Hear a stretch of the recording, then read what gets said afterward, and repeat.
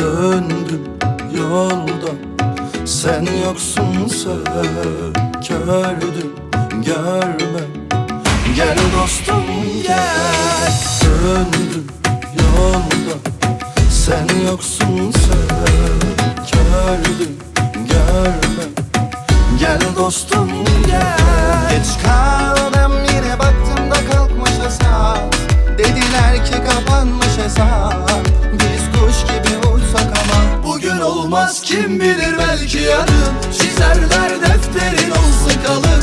Zaman gömer herkesi her bir adım. Hayat bize at dedi ama boş ver oğlum da biz bugün yazalım. Çizerler defterin olsun kalın.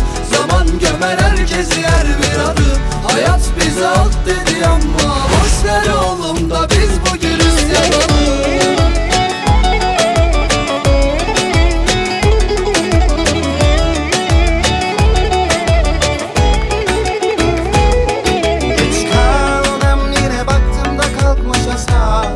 dediler ki kapanmış hesap. Biz kuş gibi uçsak ama bugün olmaz kim bilir, belki yarın çizerler defterin olsun kalın. Zaman gömer herkesi her bir adım.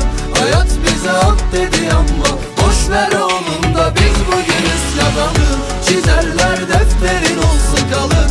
Zaman gömer herkesi her bir adım. Hayat bize at dedi ama boş ver oğlum da biz bugün yazalım.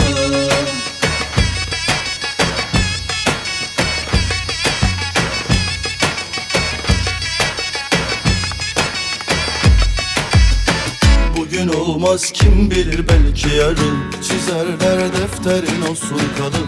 Zaman gömer herkesi her bir adım. Hayat bize at dedi ama boş ver oğlum da biz bugün yazalım.